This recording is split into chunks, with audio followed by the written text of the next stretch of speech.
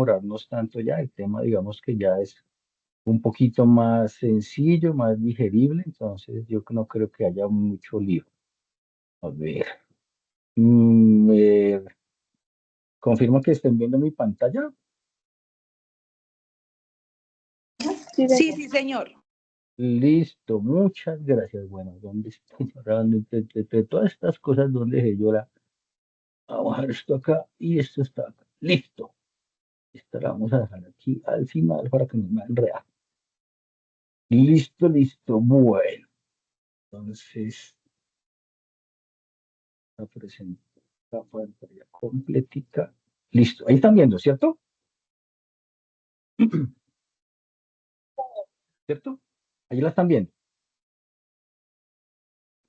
Sí, sí, señor. Listo, ok, bueno. Entonces, bienvenidos a todos para nuestra sesión de CIPA de curso de la unidad 3, en donde vamos a tratar algo de los temas de aplicación de cuantificadores, proposiciones categóricas y razonamiento. Entonces, aquí está dentro de las palabras clave, esto por acá, palabras clave, entonces cuantificadores, proposiciones categóricas, simbología y diagramas para proposiciones categóricas, cuadro de oposición, razonamiento deductivo e inductivo y vamos a desarrollar algo de razonamiento cuantitativo. ¿Listo? Muy bien, bueno, entonces vamos a como esconder esto más bien porque es que me fastidia esa cosita, listo, mal ahí. Listo, entonces vamos a establecer primero, entonces, esto se pasó por acá. Vamos a establecer primero algo de las definiciones o del concepto de cuantificador o de cuantificador. Entonces, cuando nosotros nos indican o nos hablan de cuantificador, eso nos da una referencia, una relación con cantidad. Entonces, el cuantificador especifica una cantidad de un grupo de elementos. ¿No? Entonces, aquí digamos que la, la definición de cuantificador o las formas en donde encontramos un cuantificador va a ser todo, ningún, alguno, alguno y ninguno. Por ahí en algún trabajo me pusieron muchos. Muchos no es un cuantificador, o pocos tampoco. Los cuantificadores son estos, todo, ningún, algún, alguno y ninguno. Estos cuantificadores vienen dentro de una estructura que vamos a ver más adelante, tiene un esquema muy definido que son las proposiciones categóricas. Las proposiciones categóricas, recordemos entonces, decimos que hay un cuantificador, hay un sujeto, hay un verbo cópula y el predicado. Eso nosotros para el ejercicio 2 lo tenemos bien definido en una tablita, ¿sí? Y esos son los elementos que hace parte de esas proposiciones categóricas. Entonces, el cuantificador o los cuantificadores hacen parte de esas proposiciones categóricas. ¿Listo? ¿Cómo se representan los cuantificados? Entonces, aquí está la representación simbólica. Es la representación simbólica del cuantificador universal. Es la A, así como patas arribita. Y para todo. ¿Cómo se lee entonces toda la simbología que esto les ha dado a veces como también como un poquito de lore ahí en los ejercicios? Para todo X que pertenece al conjunto A o al conjunto U universal o al conjunto que sea B, C, se cumple una P de X o pertenece a P de X. ¿Sí? Perdón, pertenece al conjunto A o al conjunto U y se cumple la PX. ¿Qué es la P de X? La P de X es la cualidad o la característica. Ya ahorita vamos a ver entonces cómo es el ejemplo ahí. Aunque ya casi todos ya lo tienen listo. El símbolo de cuantificador existencial es la E al revés también. Dice que existe al menos uno o existe algún elemento X que pertenece al conjunto A o U que cumple una característica o una cualidad. Y tenemos el cuantificador existencial único, que el símbolo es, o sea, es igual al del cuantificador existencial o particular, pero viene con un signo de admiración, lo que me indica que es un cuantificador único. ¿Y cómo se le dice que existe una única o un único elemento que pertenece a ese conjunto A o el conjunto U universal que estamos en estudio, que cumple esa característica o esa cualidad PDX. Ahora vamos a ver unos ejemplos. Entonces aquí tenemos un ejemplo de dos proposiciones categóricas. La primera proposición es: todo abogado defiende a su cliente, ¿sí? Entonces recordemos que los cuantificadores se dividen o se definen en universal afirmativo, universal negativo, particular afirmativo y particular o existencial negativo, ¿sí? Particular o existencial es igual, ¿vale? Para que nos vayamos entendiendo con la nomenclatura y la simbología de esta parte. Entonces, en la primera, todo abogado defiende a su cliente, todo. Entonces, aquí está el cuantificador. Abogado, entonces, es el sujeto. Defiende es el verbo o la cópula. Y su cliente es el predicado. Recordemos que esa es la forma general en donde están los elementos de una proposición categórica. Esta es la parte simbólica de esa proposición. Entonces, como es todo, entonces es un cuantificador universal y es afirmativo. Entonces, para todo X o todos los elementos que pertenecen a ese conjunto universal, U, X defiende a su cliente. Esta parte final es como debe quedar la simbología. Cuando me dejan ahí el PDX, pues hace falta dejarla de manera explícita que es esto, o sea, que es dejarle explícita la cualidad, ¿vale? La segunda proposición: ningún abogado defiende a su cliente. Entonces tenemos la misma estructura. El cuantificador ningún, abogado es el sujeto, defiende es el verbo o la cópula y su cliente es el predicado. Universal negativo. Aquí hay una confusión, a veces colocan como particular negativo, pero es universal porque aquí se cumple para todo, o sea, ninguno. O también se puede leer: para todo abogado, a todo el mundo defiende a su cliente, ninguno defiende a su cliente. ¿Listo? Entonces es universal, negativo. Y aquí está la parte simbólica. Entonces, para todo X que pertenece a ese conjunto universal o el conjunto U, que es de los abogados, ¿sí? X no defiende a su cliente. Este aquí no, el símbolo es de no, esa es la negación, ¿listo? Esa negación siempre van aquí en la PDX, nunca van antes de los cuantificadores, que también es un error que es muy común en esta parte al definir la simbología de las proposiciones categóricas. Bueno, entramos a los cuantificadores existenciales o particulares. Entonces aquí tenemos un ejemplo, dos proposiciones categóricas. La proposición: algún abogado defiende a su cliente, existencial afirmativo o particular afirmativo, también lo pueden encontrar. Algún es el cuantificador, abogado el sujeto, defiende es el verbo o la cópula, recordemos que la cópula siempre es el verbo, y a su cliente es el predicado. Y está la simbología. Recordemos entonces que aquí el símbolo ya es diferente al del cuantificador universal, es la de volteadita. Dice que existe algún abogado o algún elemento X tal que ese X defiende a su cliente. ¿Sí?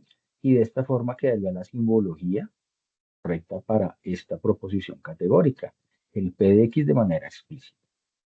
Para la segunda proposición, algún abogado no defiende a su cliente, es existencial negativo. ¿Y cómo se lee la simbología? Entonces, ¿existe algún abogado que pertenece a ese conjunto U en donde ese abogado X no defiende a su cliente? Y queda la simbología. ¿Listo? ¿Hay alguna pregunta aquí en la parte de la simbología? Que es donde se enredan un poquito. Hoy podemos continuar. Ahora sus micrófonos y me cuentan.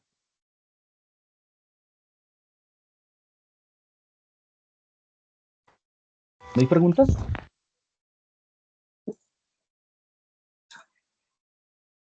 Yo sí ¿No tengo hay una preguntas? pregunta, profe. Sí, señor. Buenas tardes. Cuéntame. ¿Con quién Profe, hablo? Buenas con tardes. Laura. Buenas Hola, tardes. Laura. Bien, en ese tema de la simbológicamente, digamos, al identificarlo, un ejemplo, ¿no? en mi taller o mi trabajo me tenía que identificar con diferentes, dos letras, ¿sí? Pero ya al ponerlo no me define y no, digamos que no defino la claridad de cómo tendría que quedar, porque yo lo puse, pero no me da como la definición que tiene que quedar la simbólicamente, digamos, la definición. Pues me tocaría revisar el ejercicio, Laura, para verlo de cómo es que lo tienes, porque pues sin saber cómo lo tienes, lo que pasa es lo siguiente, o sea, aquí en la parte simbólica, o sea, cuando nosotros identificamos, aquí en este caso, por ejemplo, si es un cuantificador universal, queda de esta forma, ¿sí? Para todo X, y esta parte es la cualidad que ya define cada uno para sus ejercicios. Entonces defiende su cliente, asiste a citas, no asiste a citas, no dicta clase, o sea, ese tipo de cosas. Cuando es un universal negativo, lo mismo. Entonces, ningún alumno asiste a CIPAS. Ningún tutor atiende a los estudiantes en foro, por ejemplo. ¿Listo? Y esa es la simbología. Lo único que cambia es que es la cualidad. La simbología, esta parte primera del cuantificador que pertenece a un conjunto, es exactamente igual para todos. Cambia aquí el símbolo que la patas arribita es para cuantificador universal y para el particular es la E. Pero fíjate que la simbología realmente es la misma, que cambia, pues si es universal o particular y la cualidad, no es más. ¿Listo? Si queda un poquito más claro. Sí, sí, señor, ya más o menos, digamos que verificar la simbología, que sí, señor. Pero entonces, digamos que yo creería que sí, lo que su merced me dice, aunque su merced me hizo la retroalimentación del trabajo, pero yo quería de pronto más claridad sobre ese pedacito que no entendía. Es porque tú tienes seguramente, yo te decía por eso que hay que dejar la PX o la Q de X, porque tienen Q de X, P de X, T de X, no sé de dónde sacan eso. La tienen así, o sea, como si fuera, o sea, es solamente la P de X, o sea, la tienen de esta forma, ¿sí? Por eso yo les decía que al fin y al cabo tiene que quedar de esta forma, en donde la P de X o la Q de X o la T de X queda de forma explícita. Pero la simbología en general de esta primera parte o este primer término que está aquí agrupado en el paréntesis es igual, lo único que cambia es esto, ¿listo? Si es Ya. universal o si es particular, ¿vale? Listo, sí, señor. Muchas gracias. Listo, Laura. Bueno, muy bien. Vamos entonces con un ejemplo del existencial único. Ese es más fácil y por lo general nosotros aquí en el curso no lo utilizamos. Nosotros utilizamos los otros dos cuantificadores, pero pues hay que traerlo a colación porque está dentro del grupo de cuantificadores. Entonces decíamos que el cuantificador universal único es cuando solo existe un único elemento que cumple una cualidad o una característica que es la P de X. ¿Listo? Entonces aquí hay un ejemplo, dice, existe uno, aquí está inclusive en forma simbólica de una vez. ¿Quién es el presidente de Colombia? Gustavo Petro. Es uno solamente, ¿cierto? Entonces, en este caso, SPX es presidente de Colombia. Entonces, ¿cómo queda la simbología? Existe un único X tal que es presidente de Colombia. Recordemos que para este existencial único es el mismo símbolo del existencial, pero con un signo de admiración. ¿Listo? Que por lo que les digo, tengo que traerlo a colación, pero realmente nosotros no lo trabajamos mucho dentro del curso porque pues no tiene tanta utilidad como los otros dos. Muy bien, entonces, ya sabemos entonces que es un cuantificador, que es parte de una proposición, pero no hemos hablado en realidad que es una proposición categórica. Dice que una proposición categórica entonces es una afirmación acerca de acerca de sí, dos categorías o clases en donde hay una relación entre ellas y la buscamos mediante un cuadrito que se llama el cuadrito de oposición. Entonces aquí hay un ejemplo, en el ejemplo uno, dos proposiciones categóricas P y Q. Todos los abogados son honestos, algunos abogados son honestos. En el ejemplo 2, la proposición categórica R, todas las personas son sinceras y la proposición de algunas personas no son sinceras. Entonces son dos siempre, vienen de a pares. Entonces aquí hay dos proposiciones categóricas en el ejemplo uno y en el ejemplo 2 también. ¿Listo? Ahora, esas proposiciones, como decíamos, tienen ciertos elementos, ¿cierto? Que están en la tablita ahí de la plantilla del ejercicio. Entonces, como ya mirábamos al comienzo, en las primeras antes diapositivas, entonces era el cuantificador, sujeto, verbo, cópula y predicado, y así tenemos una proposición categórica. Es el cuantificador. Determina si la proposición se refiere a todos los sujetos de un conjunto, que ya habíamos charlado de eso al comienzo, o una parte de ellos, o un solo elemento, que es en el caso del existencial único. El sujeto es el conjunto, subconjunto de individuos o cosas o sí, elementos de los que estamos tratando en este caso en la proposición.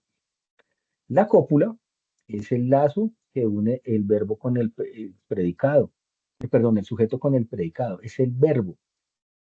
Y dice que tiene la doble función de llevar a cabo esta relación y de hacer posible el enunciado. Recordemos que si esto o en una cualquier proposición, inclusive de las que veamos cuando estamos viendo español, si no tiene verbo, pues no hay un enunciado, digamos, que se pueda entender en este caso, ¿listo? Y el predicado, que es lo que se afirma o niega el sujeto, ¿sí? Que en realidad va a ser la P de X al final que tenemos nosotros por ahí, que la dejamos explícita.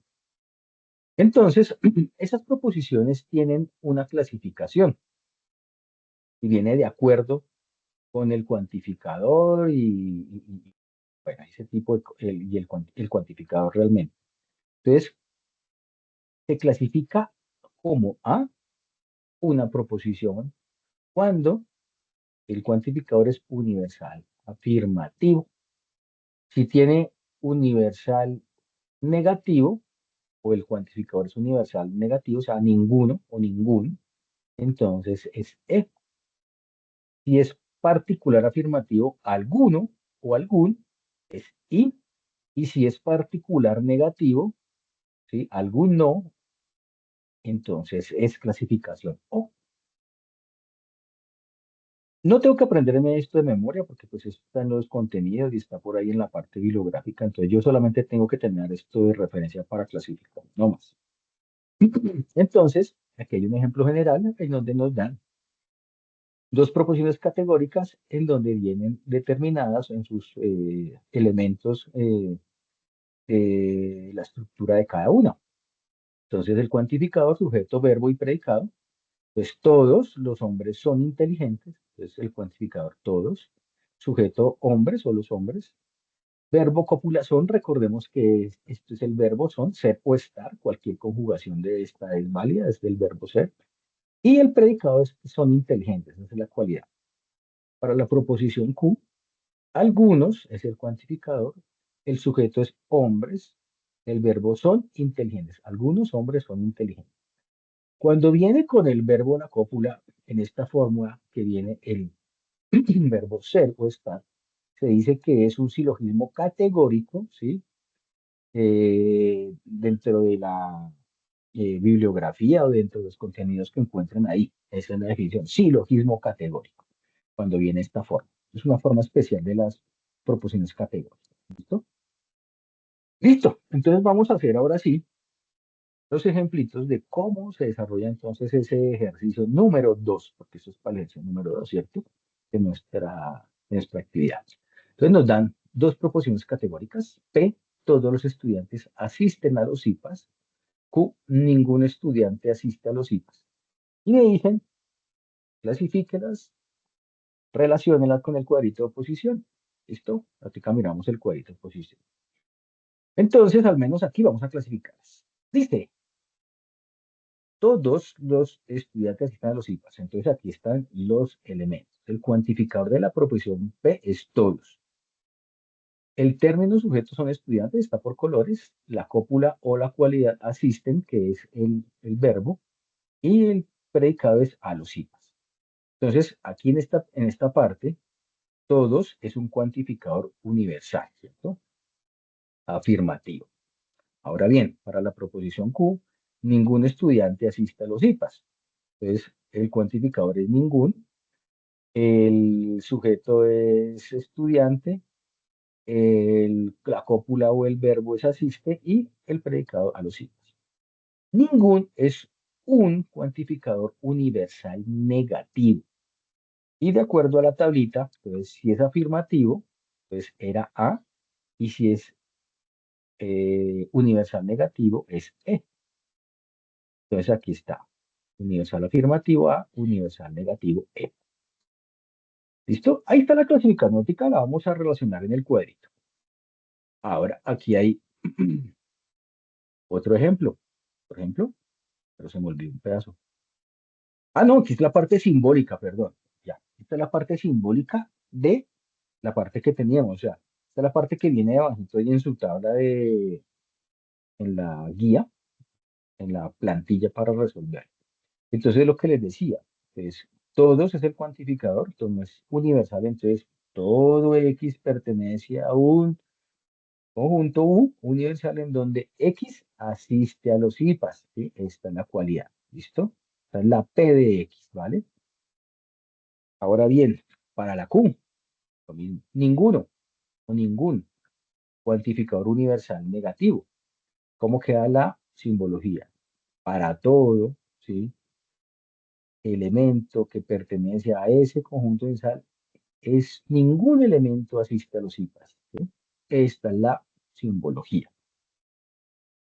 Y entonces ya tenemos aquí nuestro cuadrito de posición, ¿cierto? Pues aquí digamos que este cuadrito me muestra todas las posiciones, ¿sí? La clasificación de las proposiciones, ¿sí? Y hay unas líneas que se unen acá y nos dan la relación. Entonces, por ejemplo, que aquí dice todos, que es para el cuantificador, ya sabemos que es A, ¿cierto? Y es E cuando es ninguno el cuantificador. Si yo voy a trazar esa línea entre A y E, me va a decir que la relación entre estas dos es de contrarias o contrarios, ¿listo? Si, por ejemplo, en otra proposición, en otro par de proposiciones categóricas me da que la P es A y la I es, perdón, y la U es I, entonces esta línea que yo trazo entre A e I quiere decir que, o me indica que son subalternas, ¿sí? Si en otra proposición me da I, P y Q me da O, entonces esa línea me indica que son contrarios. Y esta es la definición de qué quiere decir que sean contrarios, que sean subcontrarios, subalternas o contrarios. Entonces aquí está. Yo no voy a, digamos, a ahondar mucho en este tema, pues porque realmente esto hace parte de la parte teórica y para el ejercicio solamente les pedimos la clasificación y la relación. Entonces, no exigimos un análisis. Entonces, si hubiera un análisis, pues sabríamos que tendríamos aquí un poquito más en esta parte. Entonces, de acuerdo a los ejemplos, tenemos aquí lo siguiente. Entonces, la posición P, todos los estudiantes asisten a los IPAs. La posición Q, ningún estudiante asiste a los IPAs. Entonces, todos, recordemos que es universal, afirmativo, es A, y ningún es universal, negativo, es E. Aquí está. A universal afirmativo, E universal negativo. ¿No? Entonces, fíjense que aquí está el cuadrito de oposición, ya mejor pintadito, otras cositas. Entonces aquí está la proposición P, que se clasifica como A, y la proposición Q aquí está en anaranjadito, como en amarillito, que quiere decir que es E, y esa línea en verde quiere decir que son contrarios. ¿Listo? Y aquí está, contrario. ¿Listo? ¿Hay alguna pregunta acerca de la parte de este ejercicio? O digamos ese tipo de ejercicios, que eso es como el ejercicio modelo para el 2, el ejercicio número 2. ¿Hay alguna pregunta, alguna duda? ¿O todo queda claro?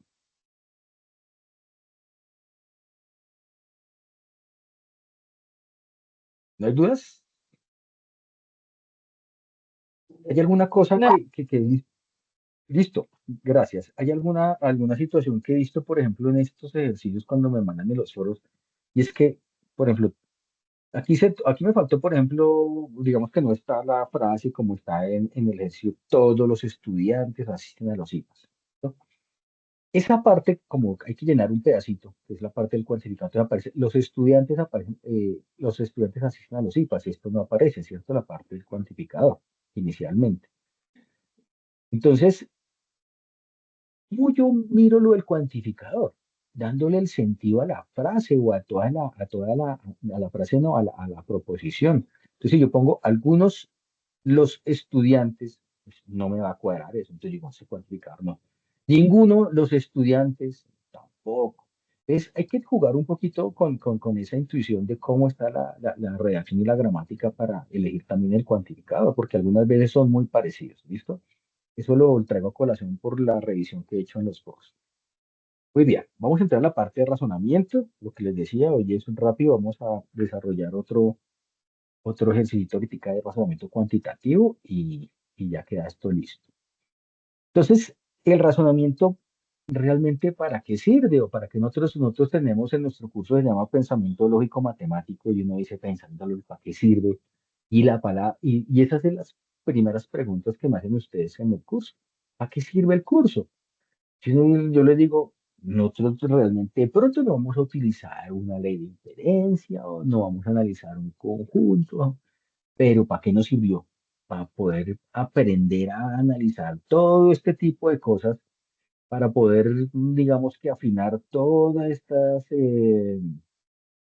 habilidades que tenemos y que hemos desarrollado desde que estamos en nuestra formación básica primaria, desde que nacemos, ya estamos en ese proceso de evolución de pensamiento, de un pensamiento muy básico hasta un pensamiento realmente muy avanzado, que es lo que ya tenemos nosotros en este, digamos, en este estado de madurez.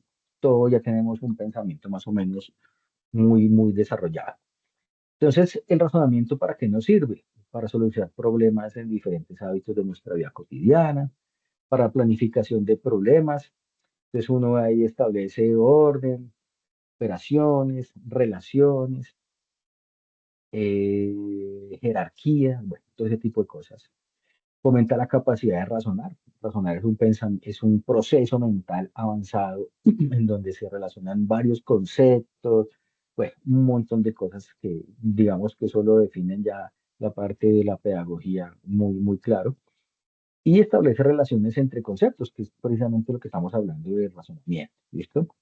Entonces aquí, dentro del razonamiento, o de los tipos de razonamiento encontramos dos que son los que vemos para explicar los fenómenos o para desarrollar leyes y teorías.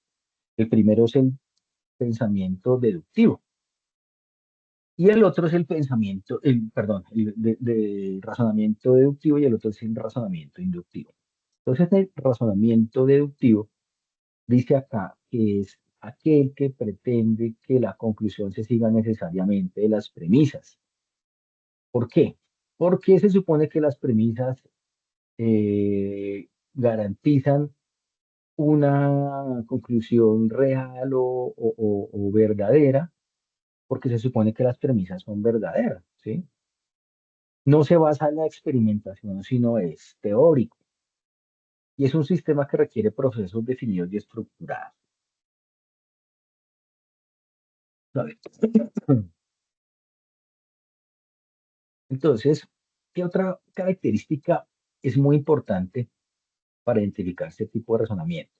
Nosotros en los ejercicios les proponemos que identifiquen la premisa mayor, que es la uno y la premisa menor, que es la premisa 2 y la conclusión, ¿cierto? ¿Por qué? Porque la premisa mayor, ¿sí? Dependiendo cómo sea su generalidad o particularidad, me da ya una gran pista de qué tipo de razonamiento es. Y por eso es que yo lo puedo determinar, ¿sí? Y lo puedo justificar de acuerdo a eso en el ejercicio número 2. Entonces dice que el razonamiento deductivo parte de lo general o de premisas generales y llega a una conclusión particular. Es decir, que la conclusión se infiere de las premisas y el principio puede resumirse en una fórmula o ley. Bueno, eso suena enredado, pero simplemente es que, digamos que parte de una generalización y termina en una particularidad. Suele decirse que el razonamiento deductivo se inicia con una premisa mayor y se complementa con una premisa menor para llegar a la conclusión, que es lo que les estaba comentando al comienzo. Entonces aquí tenemos un ejemplo muy cortito, muy pequeñito. Dice, todos los gatos son ágiles. Orión es un gato. Orión es ágil. Es la premisa número uno. que eso es también error que he visto en los foros. Las premisas las definen los símbolos de puntuación. Entonces aquí la premisa uno, todos los gatos son ágiles y hasta acá. Premisa 2, Orión es un gato hasta acá. Por lo tanto, Orión es ágil, la conclusión, que está en verdecito, aquí está en colores. Entonces, si nosotros analizamos la generalidad o particular de la premisa uno y 2, tenemos la premisa uno, todos los gatos, es una premisa general o una generalización de estos elementos bajo esta cualidad que son ágiles. La premisa número 2 ya es de índole particular. Orión, estamos hablando de un individuo en especial, y la conclusión también es de un individuo en particular, ¿listo? Entonces partimos de general a lo particular y entonces es un proceso de razonamiento deductivo. Aquí se parte de lo general a lo particular. Los ciclistas, aquí otro ejemplo. Los ciclistas deben tener buen físico. Rigoberto Urán es ciclista. Por lo tanto, Rigoberto Urán tiene buen físico. Entonces, premisa número uno, está en rojito, recordemos signos de puntuación. Los ciclistas deben tener buen físico. Premisa número dos, Rigoberto Urán es ciclista. Conclusión, por lo tanto, Rigoberto Urán tiene buen físico. Premisa número uno, los ciclistas. Va a haber una generalización, va a un plural, empezando por eso.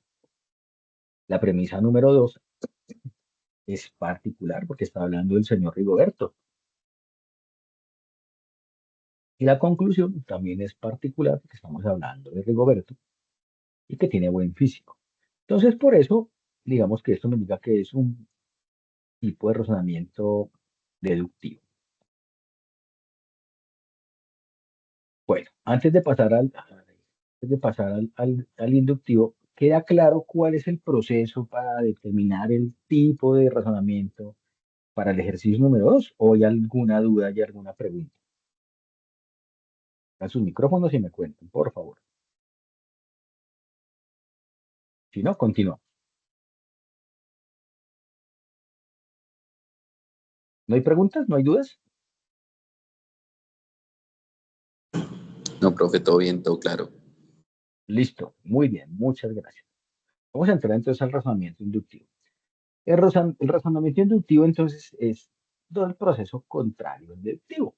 Parte de premisas particulares y termina una conclusión de tipo general. ¿Listo? Acá también tiene unas características que vamos a ver más adelantico y es que, digamos, no parte de la certeza como en el caso de los razonamientos de tipo deductivo, sino de una probabilidad o una incertidumbre. ¿Listo? Bueno, entonces aquí un ejemplo dice, he observado que la mariposa monarca tiene alas, que la mariposa cebra tiene alas y que la mariposa reina también tiene alas. Por lo tanto, todas las mariposas tienen alas. Premisa número uno, recordemos que hasta el signo de puntuación, observando que la mariposa monarca tiene alas. Premisa número dos, la mariposa cebra y la mariposa reina también tiene alas.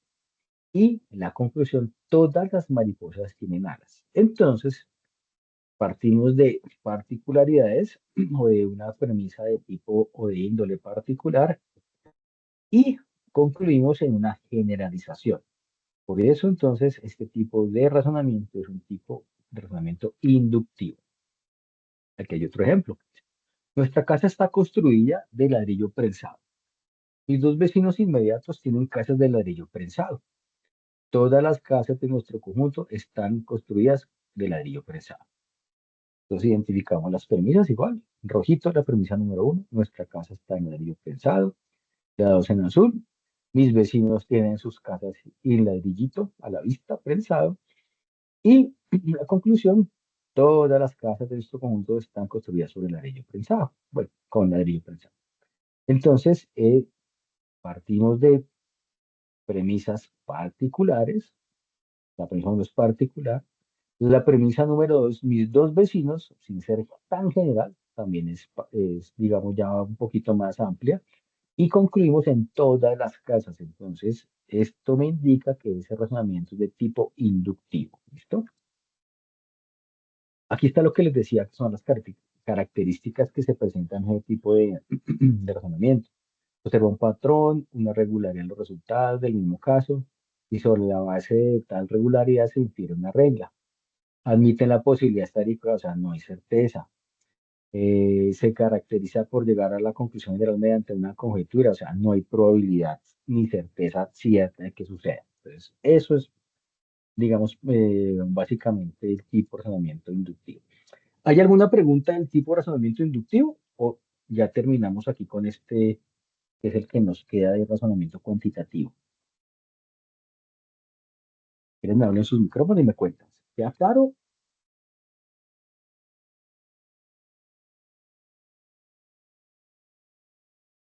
¿Sí quedó claro, muchachos? ¿Razonamiento inductivo?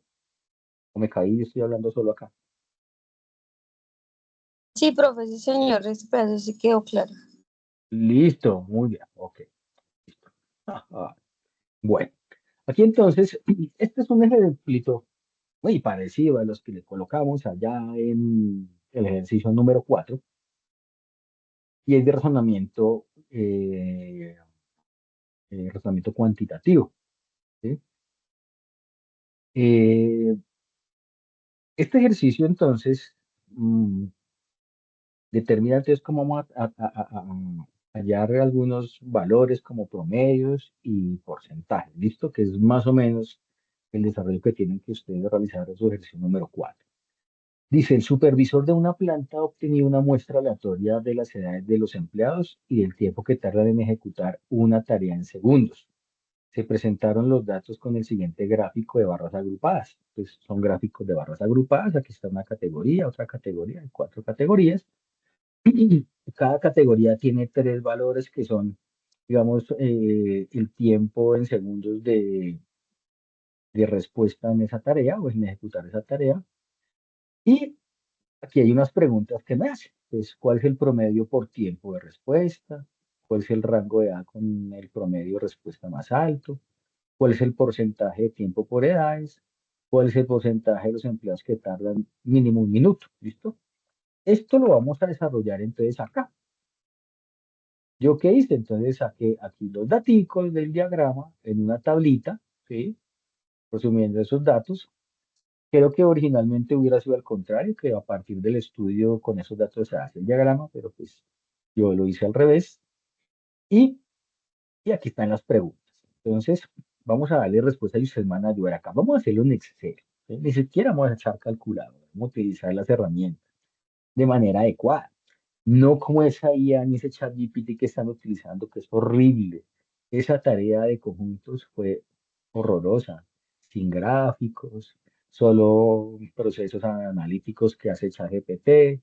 Yo les coloqué a ustedes, en algunos les coloqué esos comentarios porque realmente no tiene sentido hacerlo, ¿cierto? Hay que utilizar bien las herramientas, pero no de esa forma. Bueno. Entonces, vamos a darle respuesta y ustedes me van a ayudar. Si quieren, allá tienen Excel, me ayudan también. Van a ver sus micrófonos y van a decir cómo vamos a desarrollar este ejercicio. Entonces, vamos. Dice, el promedio de tiempo de respuesta es la primera pregunta. ¿Cuál es el tiempo por tiempo de respuesta? ¿Qué haríamos acá? Promedio por tiempo de respuesta. Cuenten. Abran sus micrófonos. ¿Cómo podríamos hallar entonces eso? ¿Con qué datos? ¿Con qué columnas? ¿Con qué valores? Abran sus micrófonos y me cuentan. Este ejercicio lo vamos a hacer entre todos. Entonces, de ustedes depende que nos vamos temprano, nos demoremos. Cuéntenme.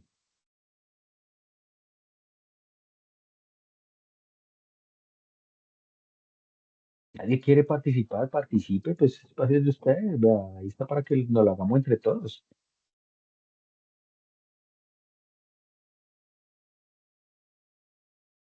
¿Van a dejar hacerlo solo? ¿En serio, muchachos? Nadie quiere mirar, nadie quiere analizar ahí conmigo. Nadie me va a ayudar. Espere, profe, un momentico, yo hago una ley y yo voy a colaborar, pero espere. Listo. ¿Con quién hablo? ¿Quién eres tú? ¿Cómo se llama tu nombre, Ana? Ya se fue. Bueno. ¿Qué hacemos? Alguien que me colabore. ¿Qué hacemos para hallar ese promedio de respuesta por tiempo? Promedio por tiempo de respuesta. ¿Qué hacemos? ¿Qué valores debemos tomar? El promedio es una fórmula que lo tengo en Excel, ya eso me lo hace, pero entonces, ¿qué valores debemos tomar?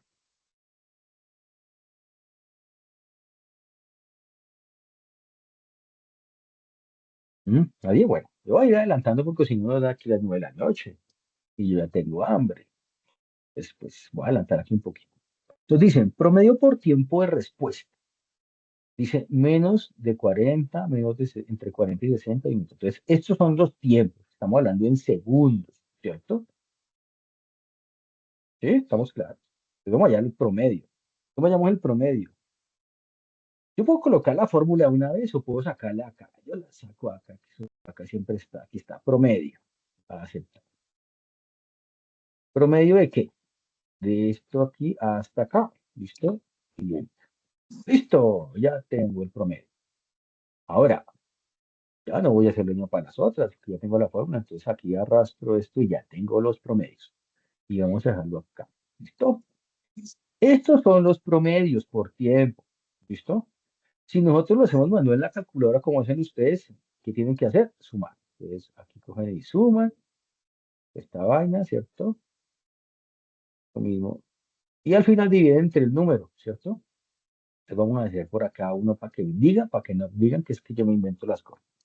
Aquí entonces esta suma dividido ¿entre cuánto? Entre 1, 2, 3 y 4. Listo, voy a colocar el 4 ahí. 13.5, 13.5. ¿Listo? De esa forma es que sea yo, creo que lo hallo con Excel. ¿Vale? Bueno. Entonces ya tengo esta pregunta, ya está lista. Ya la tengo. Entonces, menos de 40, perdón. Entonces, el promedio de los que tienen menos de 40 segundos es de 13.5, entre 40 y 65 el promedio y 60 es de 25 y mínimo o como mínimo un minuto es de 16.25 segundos. ¿Listo? Listo. Ahora me dicen, pregunta, rango de edad con promedio de respuesta más alto. Perdón, rango de edad con promedio de respuesta más alto. Entonces, ¿ahí qué tengo que hacer? Se cogería donde dice un minuto como mínimo, o sea, como del rango mayor. Pero No fíjense sé lo que si me esto, están preguntando. Dicen promedio por espera, tiempo, perdón, con promedio más alto. Ya tengo los promedios. ¿Cuál es el promedio más alto de acá? es el de el de entre 40 y 60 60 segundos. segundos.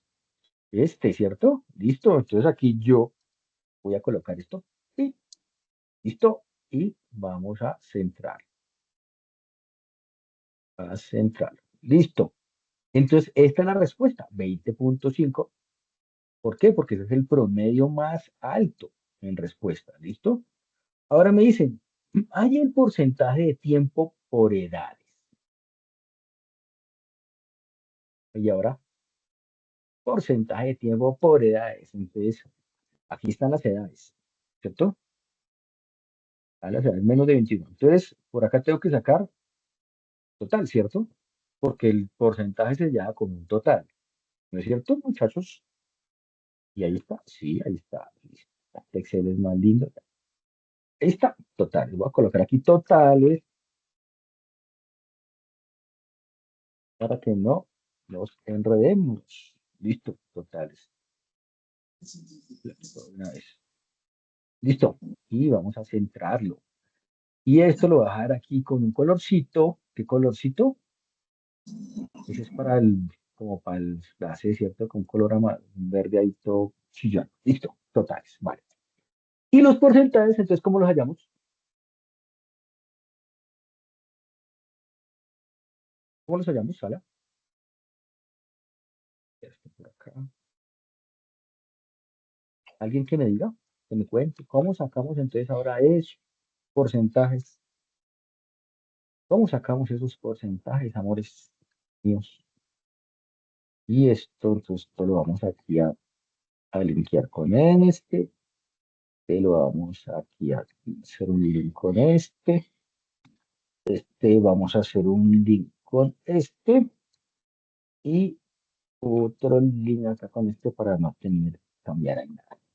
¿Cómo llamamos entonces ese porcentaje, Alan? ¿Qué es un porcentaje? Alguien que me cuente cómo se halla un porcentaje. ¿O qué es un porcentaje?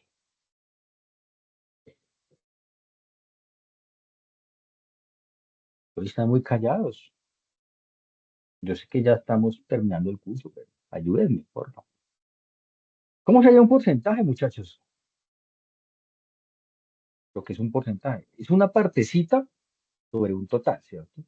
¿Y qué me están pidiendo aquí? Entonces, total de tiempo por edades, ¿cierto? Entonces yo voy a sacar este porcentaje acá, este porcentaje, sobre este total, ¿cierto? Se supone que tomamos el número entero y sacar sobre el total.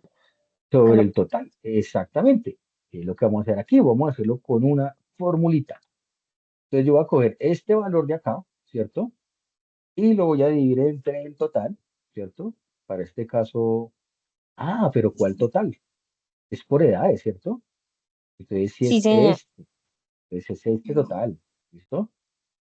O es este total, recordemos que este es por tiempo, entonces es por edades. Entonces divido este, ¿vale? Y como quiero que eso me quede fijo, entonces le ponemos aquí nuestro, y ya listo, lo fijamos. Ya quedó esto, lo arrancamos para acá, lo arrastramos y le ponemos porcentajillo. Listo. Y ya quedaron. Entonces, estos son los porcentajes. Vamos a verificar. Sí, 13 sobre 49 y 26 sobre 49. Listo. Quedan los porcentajes. Para este hacemos lo mismo. Entonces, vamos a poner la formulilla que es este valor dividido este valor y lo fijamos con F4.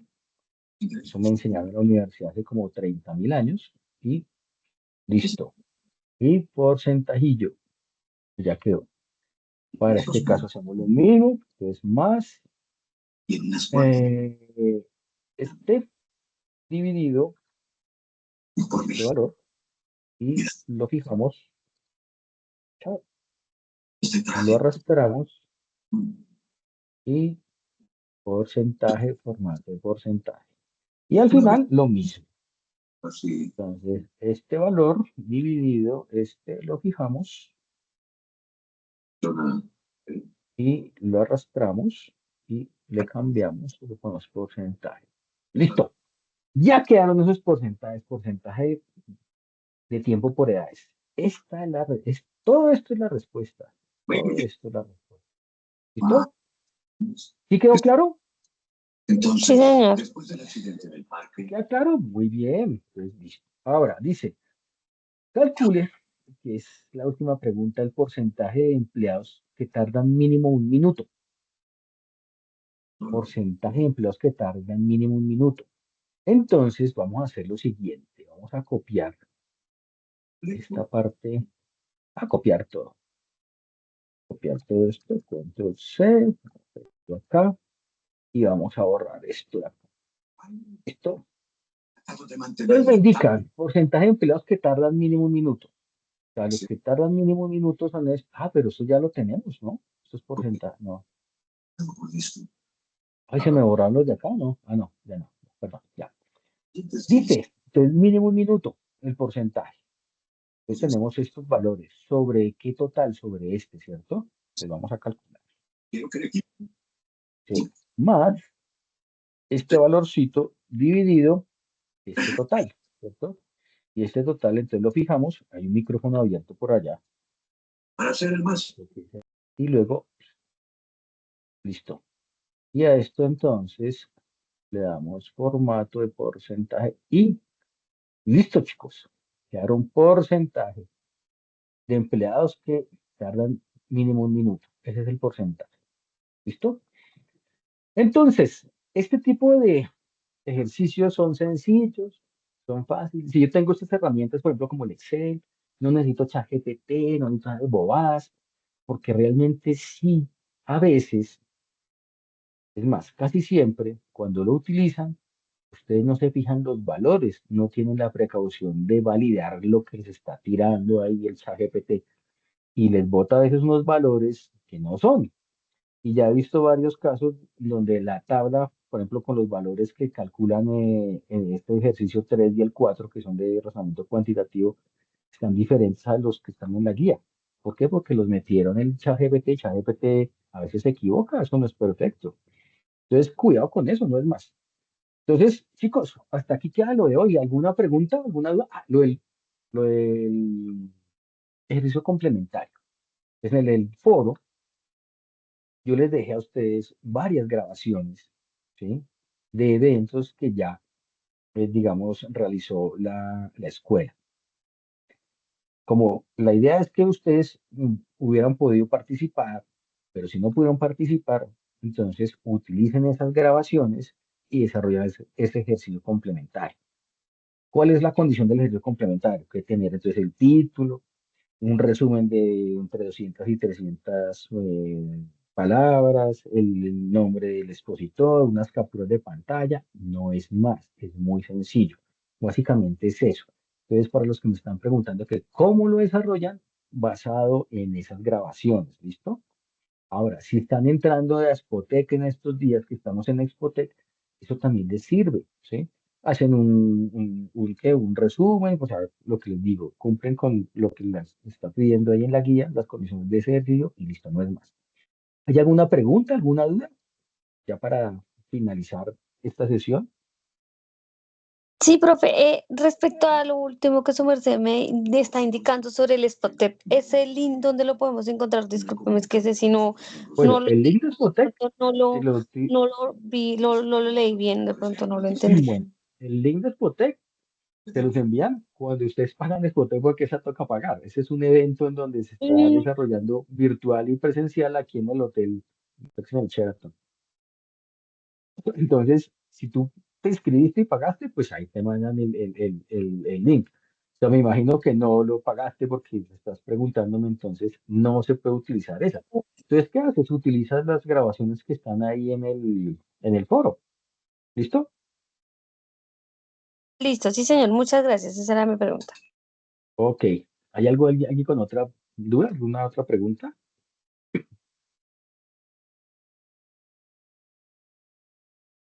¿No hay preguntas? ¿No hay más dudas? Bueno, entonces, bueno, recomendaciones.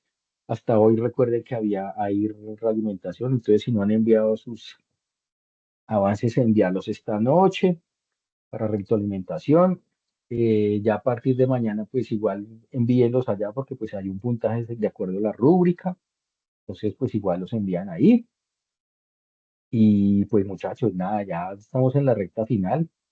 Ya se acabó el periodo, nos queda ya básicamente entregar esta actividad que termina ahora el 11 y el cuestionario de la POC. Para el cuestionario de la POC, que es el cuestionario final de la prueba objetiva cerrada, vamos a hacer un simulacro. Yo les voy a hacer una invitación, así como la de hoy, pero vamos a desarrollar un cuestionario, perdón, mm, con preguntas similares a las que van a ustedes a tener, a las que se van a encontrar en ese ya cuestionario oficial ya de la POC, ¿listo?